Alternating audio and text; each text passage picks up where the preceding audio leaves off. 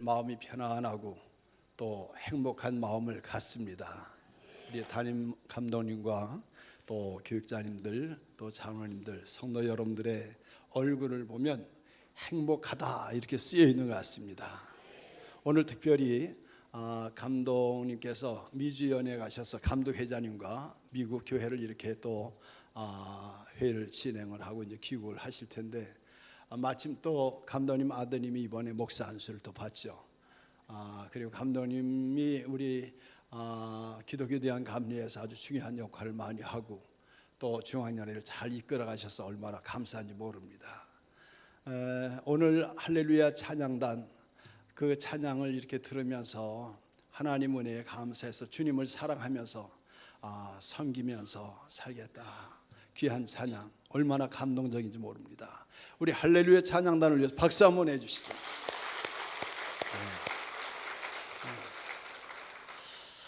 오늘 우리가 본문에 있는 말씀을 통해서 같이 은혜 받겠습니다. 순종하는 자녀의 축복. 한번 옆에 분하고 한번 이렇게 인사하시면 어떨까요? 대개 부모님은 안녕하십니까? 대개 부모님은 안녕하십니까? 생전에 계시든지. 여러분들의 부모님은 어디 계시는지 제가 압니다. 하늘에 아니면 땅에 계시잖아요. 예? 부모님들이 얼마나 외롭게 그리고 힘들게 쓸쓸하게 지낼 때가 많이 있습니까? 여러분들의 웃음과 여러분들의 전화 한마디, 여러분들의 모습만 봐도 부모님은 든든하거든요. 5월달이 가정의 달이라 제가 이 본문의 제목을 택했습니다. 지난 어린이날입니다. 얼마 되지 않았죠. 렌트카에서 4가족이 동반 자살했습니다. 여러분 눈에 넣어도 아프지 않을 자녀들 4살짜리 아들과 2살짜리 딸과 함께 부모가 세상을 떠났는데 정말 살기 힘드니까 요즘 굉장히 어렵잖아요. 가게마다 빈 데가 많이 있고 그래서 두 엄마 아빠가 실직을 하고 빚이 7천만 원 지다 보니까 그만 삶의 의욕을 잃어버린 것 같습니다. 제가 2달 전에 84세 된 할아버지 집사님을 만나게 됐습니다. 제가 권면을 했어요. 상담을 같이 하고 이야기를 같이 나누고 같이 기도도 해 주었습니다. 이유는 그 할아버지가 이제 일찍 아내를 여의고 혼자 지냈습니다. 3남 1녀를 거느리고 있는데 이 할아버지가 열심히 근면하게 사셔서 소도 100마리가 되고 전답도 많이 있었어요. 아내 없이 혼자 노인이 살다 보니까 큰아들이 매월 생활비 드리고 며느리가 자주 찾아뵙고 그러면서 이 아버지를 많이 위로해 주어서 이 아버지는 그래도 아들이 기둥이다, 장남이 그래도 효자다 이런 마음을 가지고 있어서 아들에게 다 큰아들에게 나눠줬습니다. 다 주었어요. 그 재산을 다 줬습니다. 큰아들에게. 둘째나 셋째도 은근히 화가 나 있잖아요. 이 할아버지가 가지고 있는 돈이 9천만 원 남아 있습니다. 그런데 큰아들이 아버지의 모든 것을 다 받고 나서는요 생활비도 지원 안 해드리고 집에 찾아오지도 않고 얼굴도 안 보이는 거예요. 이 아버지가 너무 상심했어요. 그런데 그 소식을 듣고 둘째가 찾아와서 아버지가 9천만 원 가지고 있는 것을 알고 어떻게 비밀번호를 알아가지고 6천만 원을 빼갔어요. 그러니까 그때서부터 이 할아버지는 삶의 희망을 잃어버리고 죽겠다는 거예요. 죽고 싶다는 겁니다. 자기는 살아야 할 의미가 없다는 거예요. 왜? 그래도 내가 교회 다니면서 성도들의 위로를 받고 지금까지 자녀들이 그래도 열심히 한다고 했는데 내가 낳은 자식이 이렇게 할 줄을 몰랐다는 거예요. 그래서 제가 그랬습니다. 지금까지 살아온 것도 하나님의 은혜거니와 앞으로도 하나님이 당신 책임져 주시고 정말 어렵기 때문에 나라에서도 여러 가지 생활 어려운 사람들을 도와주고 있고 교회도 당신을 도울 거니까 염려하지 마십시오. 생명은 하나님의 것입니다. 스스로 목숨을 버리는 것은 하나님 앞에 죄입니다 하면서 간곡하게 만류하고 보냈어요. 그리고 나서 지난 한 달 전에 궁금하잖아요. 어떻게 지내시는지. 그 가까운 사람에게 물었더니 세상을 떠났다는 겁니다. 아니 그렇게 권면하고 그렇게 위해서 기도했는데 그게 왜 그런 일이 벌어졌을까 하는데, 이 할아버지가 은행을 자주 갈 수 없잖아요. 그러니까 손자가 와가지고 돈을 좀 이렇게 찾아오라고 부탁을 했나 봐요. 그러다 보니까 손자가 통장에 보니까 3천만 원 있잖아요. 3천만 원을 가지고 가버렸어요. 그러니까 이 할아버지가 나는 살 가치가 없는 사람이다. 살 가치가 없다. 힘들고 어렵고 배고프면서도 자식들을 사남매를 키웠는데 이제 자식들마저 이렇게 사람 노릇도 안 하고 애비도 버리고 이렇게 하는데 내가 살아가야 할 이유가 뭐가 있냐, 스스로 목숨을 버린 겁니다. 사랑하는 성도 여러분, 우리가 어린이날 스스로 네 식구가 죽은 그 가정을 생각해 보세요. 이 할아버지 생각해 보세요. 돈이 중요합니까? 가족이 중요합니까? 돈이 중요합니까? 자녀가 중요합니까? 성경은 우리에게 말씀하시기를 천하를 주고도 바꿀 수 없는 것이 우리의 생명이라고 하는데, 사람들은 살다가 너무 힘들고 사람들에게 오히려 버림을 받거나 사람들을 실망하다 보면 삶의 가치를 스스로 잃어버릴 때가 많이 있습니다. 내가 낳았다고 자녀가 내 것입니까? 자녀도 하나님의 것인 줄로 믿습니다. 우리는 하나님의 창조 질서 속에 사는데 하나님과 나와의 관계가 얼마나 중요합니까? 그리고 가정과 나와의 관계가 얼마나 소중합니까? 그리고 교회와 나와의 관계가 얼마나 아름다운 것입니까? 하나님께서 지상에 세우신 기구가 두 가지가 있는데, 하나님이 직접 세우신, 직접 만드신 기구가 두 가지입니다. 하나는 가정이고 하나는 교회입니다. 창세기 1장 1장에서부터 보면 하나님이 세상을 이처럼 사랑해서 그 가정을 세우셨는데, 에덴 동산에서 아담과 하와를 가정을 만들어 주셨습니다. 아담과 하와는 에덴 동산에서 너무 행복했습니다. 너무 기뻤어요. 너무 즐거웠습니다. 부족함이 없었습니다. 미움도 없었어요. 또한 예수님은 부활승천하시면서 우리 하나님의 자녀들이 이 땅의 악한 세력으로부터 항상 위협을 당하니까 성령을 선물로 주시고 강하게 하나님의 위로와 능력을 주시면서 교회를 세워주시고 떠나셨습니다. 하나님이 주신 축복이 바로 뭐예요? 가정을 세워주시고 하나님은 생육하고 번성하고 땅에 충만하고 땅을 정복하고 땅을 다스리라고 하는 축복을 우리 인간에게 주신 줄로 믿습니다. 가정은 작은 천국입니다. 우리가 아파트를 지면 여러분들이 가서 미리 모델하우스에서 구경하잖아요. 이렇게 만들어질 것이라고 예상하고 보고 있지 않습니까? 하나님은 성경을 통해서 교회를 주시고, 교회를 통해서 성경을 우리에게 주신 이유는 뭐예요? 가정, 교회가 바로 천국의 모델이고 가정이 바로 천국의 모델이라고 하는 사실을 우리에게 알려주신 거예요. 그러므로 교회가 신성해야 하는 것처럼 가정도 신성해야 될 줄로 믿습니다. 가정은 사회를 이끌어가는 기본단입니다. 요즘 많은 사람들이, 젊은이들이 결혼관이 많이 바뀌어졌습니다. 결혼 정령기를 점점 훌쩍훌쩍 넘어가고 있어요. 좋은 직장에 다니고 모든 것들이 다 여유로운데도 결혼에 대한 관심이 없습니다. 왜 그렇습니까? 결혼을 의무나 축복으로 생각하는 것이 아니라 자기 만족을 추구하기 위한 수단과 방법으로 생각하다 보니까 가정이라고 하는 것에 대한 의미를 부여하지 않고 있는 것은 아니겠는가? 부모를 공경하는 것은 도덕의 기초입니다. 사람이 살아가는데 기본적인 것이 바로 부모를 공경하는 것이고, 가정이 무너지면 사회가 무너지고, 그리고 오늘날 벌어지고 있는 사회 병립 현상 어디에서 왔다고 볼 수가 있습니까? 마태복음 24장 12절에 보면 불법이 성함으로 많은 사람들의 사랑이 식어진다고 그랬습니다. 지금 사랑이 점점 식어지는 거예요. 남녀 간의 사랑도 쉽게 만나고 쉽게 헤어지고, 부모님의 사랑도 자녀들이 받지만 부모에 대한, 부모님을 공경하는 마음도 점점 멀어지고 있고요. 이 가정의 붕괴 현상이 사회 붕괴로 이어지고 있는 것은 아니겠는가? 왜?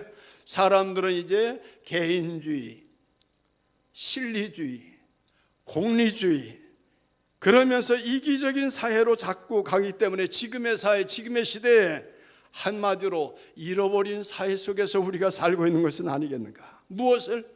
아버지를 잃어버리고 어머니를 잃어버리고 상실의 시대에 많은 사람들이 살고 있습니다.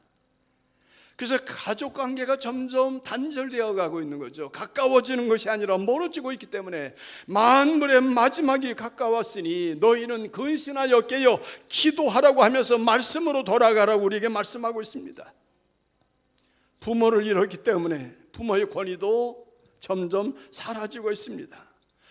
부모도 이제는 가정에서 설 자리가 없어요. 그래서 부모가 가족 가운데 몇째가 되는. 지난번에 저희 손자는 깜짝 놀랐어요. 내가 그랬어요. 야, 우리 가족 다 행복하게 건강하게 잘 지냈으면 좋겠다 하니까 우리 큰손자가 할아버지는 우리 가족 아니야. 우리 가족은 엄마 아빠하고 나야. 할아버지 가족은 우리 아빠하고 할아버지가 가족이지 우리 가족은 엄마 아빠가 우리가 가족이야. 8살짜리가 하는 이야기예요. 요즘은요, 부모의 존재 가치를 느끼기가 어렵습니다. 부모 노릇하기가 어려운 거예요. 그래서 부모는요, 자녀들 앞에서 말없이 조용히 물러서 가고 있습니다. 한국의 부모들이 지금까지 정신없이 얼마나 바쁘게 없는 거 가지고 자식을 키우려고, 자녀를 공부시키려고, 훌륭하게 지금 만들어 보려고 얼마나 바쁘게 살았습니까? 미국의 부모들은 자녀들과 하루에 7분 30초 정도 이야기를 진지하게 나눈다는 거예요. 그런데 한국의 부모들은 미안하지만 하루에 만나가지고 아이들과 이야기하는 시간이 37초밖에 안 된다는 거죠. 저희 손주가 어느 날 그런 이야기 할 때가 있어요. 엄마 집은 우리가 살고 있는 여기고 아빠 집은 회사야. 왜? 사실 엄마 아빠 같이 사는 것이 아닙니까? 그런데 하루밖에 만나는 게 잠깐 만나는 시간이 아빠라는 거예요. 그래서 아이들이 하는 말이 있습니다. 아빠 바빠, 나빠. 바빠서 가족과 함께 지내지 못하기 때문에 나쁘다는 거예요. 그러나 아빠들은요, 얼마나 가족을 위해서, 자녀들을 위해서 냉대를 받으면서 눈치를 보면서 사회생활을 정말 급실거리면서 힘들게 살고 있습니까? 가정에서 부모는 설 자리가 점점 없어지고 사회 구조에 갇혀버리고 있습니다. 가정이 회복되어야 될 줄로 믿습니다. 그 비결이 어디에 있습니까? 오늘 성경 말씀에서 우리에게 하고 있습니다. 내 부모를 공경하라. 정말 자녀들이 부모를 공경할 때 부모의 권위가 서게 되고 가정이 회복될 줄로 믿습니다. 가정이 회복하지 못하면 사회 문제가 되고요, 공동체가 무너지고 맙니다.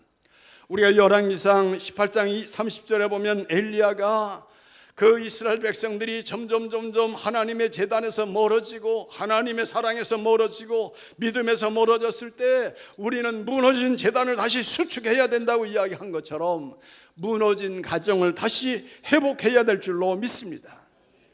우리가 역사를 통해서 본 것처럼 천년의 역사를 자랑하던 그 로마 제국이 왜 무너졌습니까? 목욕문화 때문에 무너진 겁니까? 외세의 침략 때문에 무너진 거.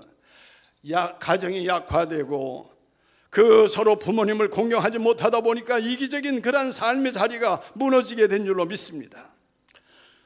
어느 날 바리새인들이 예수님에게 묻습니다. 율법사가 묻지 않습니까? 우리에게 주신 계명 가운데 제일 큰 계명이 무엇입니까? 그럴 때 예수님께서 제일 큰 계명은 하나님을 사랑하라, 둘째도 이와 같으니 네 이웃을 내 몸과 같이 사랑하라고 말씀하셨습니다. 하나님이 주신 10계명 가운데 인간에게 주신 첫째 계명이 무엇일까요?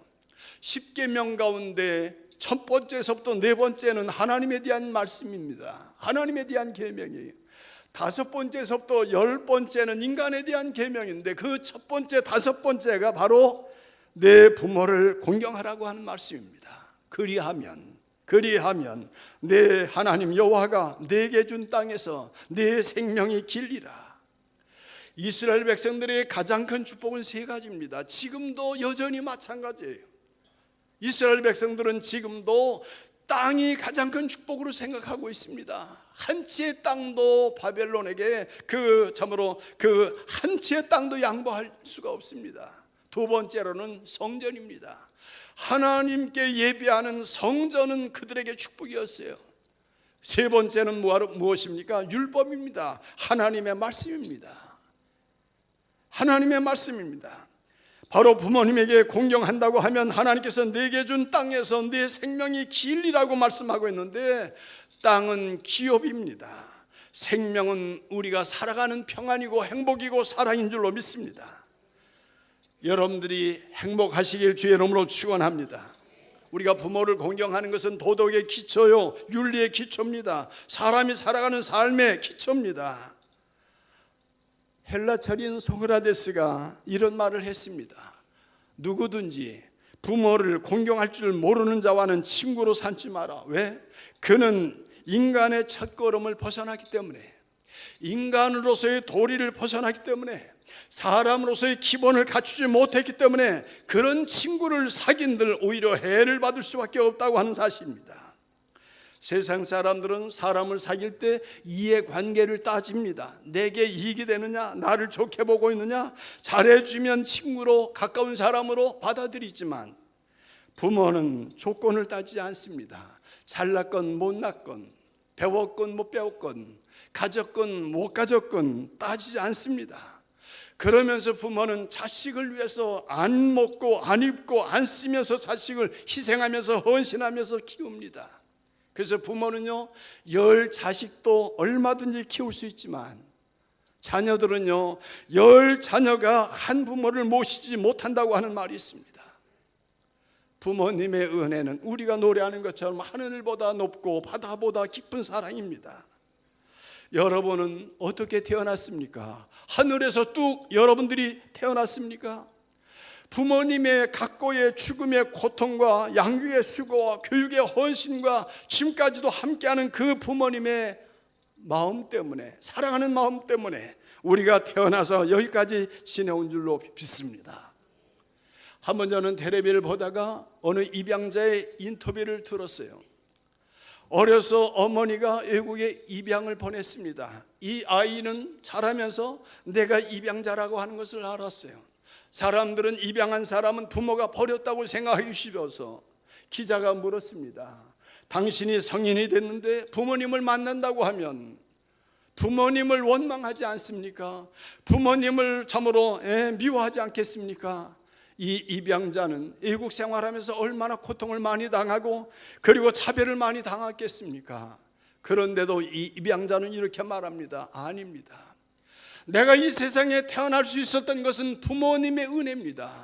부모 없이 내가 어떻게 세상에 태어납니까? 나는 태어난 자체, 사람으로 이 세상에 태어난 자체만으로도 부모의 큰 은혜를, 갚을 수 없는 은혜를 받았습니다. 나는 감사할 뿐입니다. 우리는 자녀를 낳아서 키워서 가르치고 공부시키고 지금까지 뒷바라지 해도 부모의 은혜에 대해서 별로 고맙게 생각하지 못할 때가 많이 있는데, 낳아서 입양해가지고 외국에서 그 많은 고생을 하면서도 부모를 원망하지 아니하고 오히려 태어나게 된 자체만으로도 감사하게 여기는 그 입양자의 말에 저는 얼마나 가슴이 뭉클했는지 모릅니다. 북극의 펭귄, 여러분 펭귄 아시지 않습니까? 1년에 한 번 산란합니다. 한 두세 개의 알을 낳기 위해서 고통을 감수하고, 암컷이 죽을 힘을 다해서 알을 낳으면요, 이 수컷은 암컷에게 수고했다고 50일 동안 여행을 보냅니다. 여러분 남편들 아내를 여행을 좀 보냈습니까? 그리고 수컷이 혼자 아무것도 먹지 않은 채 부할 때까지 알을 품어요. 눈 위에서 자칫한 바닥에서 알이 얼어트지 않도록 보호하기 위해서 그렇게 감싸고 자기가 희생하면서 알을 이렇게 낳도록 펭귄이 이게 부화하도록 돕는다는 겁니다. 사람은요 누구나 84,000섬에 부모의 피와 젖과 사랑과 눈물을 먹고 자란다는 거예요. 지금까지 여러분, 까마귀가 까악할 때 까마귀를 효조라고 부릅니다. 효조라고 부르는데 이유를 아십니까? 까마귀는 봄이 되면 알을 품습니다. 자기 자신들은 먹을 줄도 모르고요, 쉴 줄도 모르고 부지런히 먹을 것을 물어다가 새끼에게 갖다 줍니다. 비가 오면 비가 오는 대로, 잠으로 추우면 추운 대로 새끼들이 비를 맞지 않도록 모든 비를 다 맞는 겁니다. 밤이 되면 찬이슬을 맞아가면서 따뜻하게 품어서 자라게 합니다. 이제 새끼가 어느 정도로 날게 되게 되면 새끼 까마귀들은요, 어미와 그 아비 까마귀를 무인도 해변으로 모셔가요. 무인도 해변으로 모셔가서 1년 동안 이 새끼 까마귀들이 1년 동안 먹을 것을 물어다가 엄마 아빠에게 드리고 편히 쉬게 한 다음에 나중에 자신들이 안식처로 떠나는 것이 까마귀라는 거예요. 미물의 짐승도. 부모의 은혜를 모르면 가정을 가진들 그 가정이 온전하겠습니까? 부모의 은혜를 모른다고 하면 우리가 사회생활하면서 사람답게 살아갈 수 있겠습니까? 인간다운 삶을 살아갈 수 있겠습니까? 여러분이 잘 아는 시인이고 영문학자인 피천득 씨가 참으로 이런 글을 썼습니다. 얼마나 감동적인지 모릅니다. 그의 어머니가 30대에 세상을 떠났습니다. 30대에 세상을 떠난 우리 어머니는 얼마나 젊고 아름다웠는지 모릅니다. 내가 새 한 마리도 죽이지 아니하고 살아온 것은 엄마의 자애로운 마음 때문이요, 햇빛 속에 웃는 나의 미소는 엄마한테서 배운 웃음입니다. 나의 간절한 희망이 있다고 하면, 내가 다시 태어날 수만 있다고 하면 나는 엄마의 아들로 태어나고 싶습니다. 세계적인 영적 지도자 감리교의 창시자인 존 웨슬리 목사님이 옥스퍼드 대학을 다닐 때 그 어머니로부터 받은 짧은 편지 내용입니다. 그 어머니는 19남매를 낳았습니다. 내가 19명의 자녀들을 키울 때 한 가지 중요한 뜻이 있었다. 그것은 너희로 하여금 하나님에 대한 의무를 다하고, 두 번째로 이웃에 대한 의무를 다하게 만드는 것, 이것이 내가 내 자식 교육의 초점이었다 그랬습니다. 너 훌륭하게 해서 너 잘 살고 너 하나 잘 되는 게 내 희망이 아니라 하나님께 대한 의무와 이웃에 대한 의무를 다하는 인간답게 사는 것, 하나님의 자녀답게 사는 것, 이게 내가 자녀를 키우는 목적이라는 거죠. 권리보다 의무를 다하는 사람으로 키웠기 때문에 존 웨슬리 같은 감리교의 창시자가 나왔고 찰스 웨슬리 같은 음악가가 나오지 않았습니까? 우리가 신약성경 4장 15절에 보면 눈바와 그 여자의 집에 있는 교회의 문화하고 라고 하는 말이 있습니다. 사랑하는 성도 여러분, 가정은 집에 있는 교회인 줄로 믿습니다. 가정은 작은 교회나 마찬가지입니다. 그렇기 때문에 눈물의 자식은 망하지 않습니다. 여러분이 잘 아는 어거스틴은 참으로 18세에 이미 오히려 사생활을 낳을 만큼 얼마나 방탕하고 탕자였습니까? 그러나 그 어머니 모니카는 하나님의 전에 달려나와 늘 기도하고 목사님을 나와 신방하고, 남편은 술주정이지만 하나님 앞에 무릎 꿇고 자식을 사랑했기 때문에 어거스틴의 마음속에 어머니의 마음과 기도가 상달되어서 그가 나중에는 성 프란시스가 된 줄로 믿습니다. 그렇기 때문에 기도하는 자식은 망하지 않는다고 하는 말입니다. 제 어머니 말씀을 드려서 죄송하지만 성호금 권사님은 38살에 4남매를 혼자 키우게 됐습니다. 제 어머니는 보따리 장사를 했어요. 과거에 60년 70년대는요, 보따리 장사하게 되면 돈을 받는 게 아니라 곡물을 받았어요. 쌀, 보리, 옥수수. 그러면 10리, 20리 되는 데서 그걸 이고 집에까지 옵니다. 제가 맡아드리기 때문에, 어머니가 너무 고생하시기 때문에 미리 마중을 가서 그걸 또 제가 들고 올 때가 있어요. 어느 때는 어머니가 밤늦게 와서 저희 사남매 밥을 차려줘요. 남편이 없으니까 혼자 자식들을 키우는 게 얼마나 여자의 힘으로 힘듭니까? 그래서 제가 한번 효도한다고 어머니가 오시기 전에 다 이렇게 수수가 있는데 수수밥을 다 해놨어요. 그리고 어머니가 와서 이제 애들을 밥 먹여야지 할 때 소뚜껑 여니까 김이 무럭무럭 나요. 야, 누가 했냐? 제가 했죠. 그랬어요. 그런데 어머니가 야, 그래, 아이고 대단하다.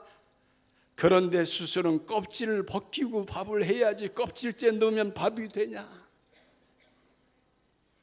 그래도 야단치지 않고 이제 자라가지고 엄마 생각한다고 하는 그것 때문에 오히려 어머니가 고마워하시더라고요.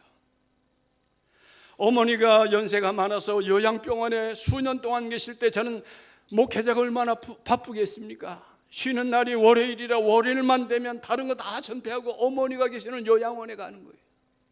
요양원에서 그래요. 다른 사람들은 6개월에 한 번, 1년에 한 번 오면서 자기 부모를 보면서 아직도 살아계시네요 하는데, 아니 목사님은 효자네요. 제가 무슨 효자예요? 어머님의 사랑에 비하면 아무것도 아닌데, 할 수 있는 건 아무것도 못 해드리는데, 얼굴 한번 가서 보여드리는 것밖에 없는데, 부모님의 사랑은요, 고통을 함께 나눈 사랑인 줄로 믿습니다. 하나님의 사랑을 가장 닮은 사랑이 부모님의 사랑이에요. 하나님의 사랑에 가장 가까운 사랑이 부모의 사랑인 줄로 믿습니다. 여러분, 부모님에 대해서 이번 참으로 어버이 주일에 또는 그 어버이날에 어떻게 하셨습니까? 부모님에게 어떻게 했어요? 또 담임 목사님은 영적 부모나 마찬가지인데 여러분들이 어떤 마음으로 대했는지 모르겠습니다.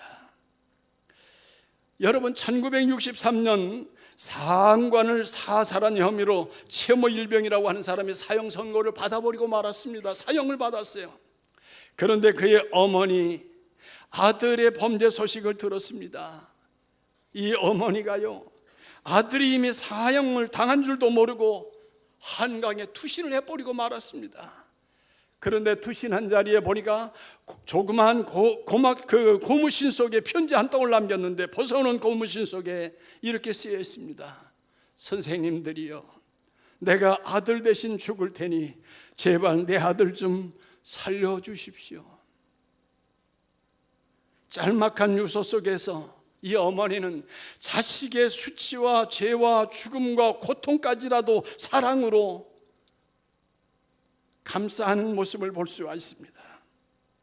여러분이 잘 아는 송강 정철 시인의 시를 여러분들이 아시지 않습니까? 어버이 살아실제 섬기기를 다하여라. 지나간 후면 애달다 어이하리. 평생에 고쳐 못할 일 이뿐인가 하노라.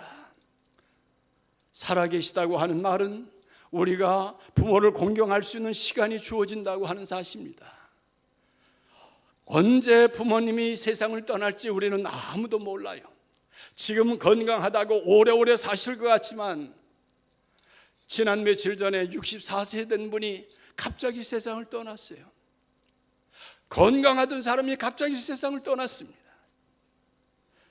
성경은 분명히 부모님을 공경하는 것 자녀들에게 축복이라고 말씀하고 있습니다. 출애굽기 20장 12절에 보면 내 부모를 공경하라. 그리하면 너희 하나님 여호와가 내게 준 땅에서 내 생명이 길리라고 말씀하고 있습니다. 신명기 5장 16절에 보면 나는 내 하나님 여호와께서 명령한 대로 내 부모를 공경하라. 그리하면 내 하나님 여호와가 내게 준 땅에서 내 생명이 길고 복을 누리리라고 말씀하고 있습니다. 여러분이 복된 삶을 사시길 주의 이름으로 축원합니다. 여러분이 행복하게 살길 원하면 부모님에게 효도하는 여러분 되시길 주의 이름으로 축원합니다. 아무리 많은 돈을 갖는다고 행복한 것이 아닙니다.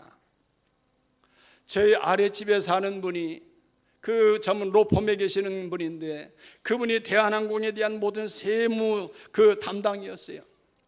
로펌에서 정부에서 세무 관계 때문에 자꾸 어렵게 하니까 이분이 이걸 다 했습니다.